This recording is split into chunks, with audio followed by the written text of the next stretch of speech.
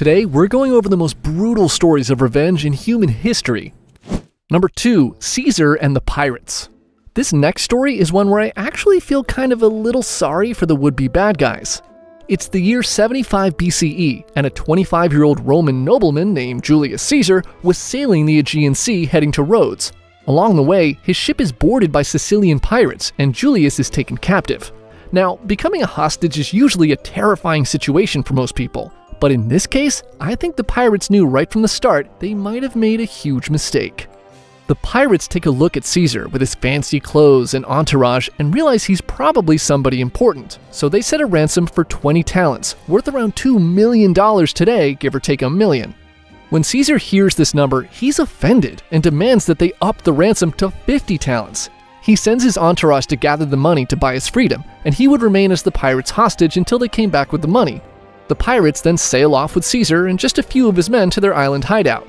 Now, aboard the pirate ship, Caesar simply refuses to be a prisoner.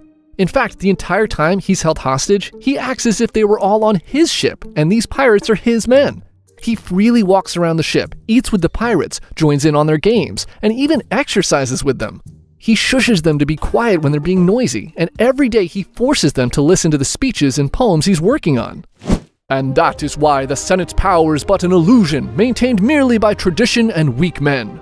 Rome needs a leader who can see beyond petty politics and guide her to true greatness, perhaps even by force if necessary. You guys are all fucking idiots, aren't you?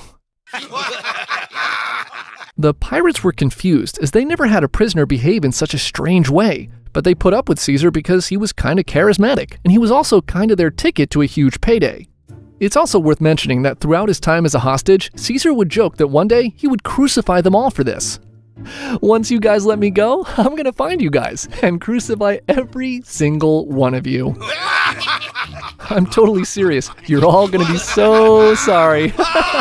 38 days later, Caesar's men return with the 50 talents, and Caesar is set free. The pirates sail back to their island base with their huge jackpot to get drunk, having achieved financial independence. Caesar, however, did no such relaxing, and immediately he goes out, raises a small army, and sails right back to the pirates' island. He takes back the 50 talents his men had just given them for the ransom and captures every single one of the pirates who held him captive. Caesar then crucified all of them, just like he promised. To Caesar's credit, he actually did grow a little fond of these pirates, so he slit their throats first to prevent them from suffering for a long time. What a nice guy.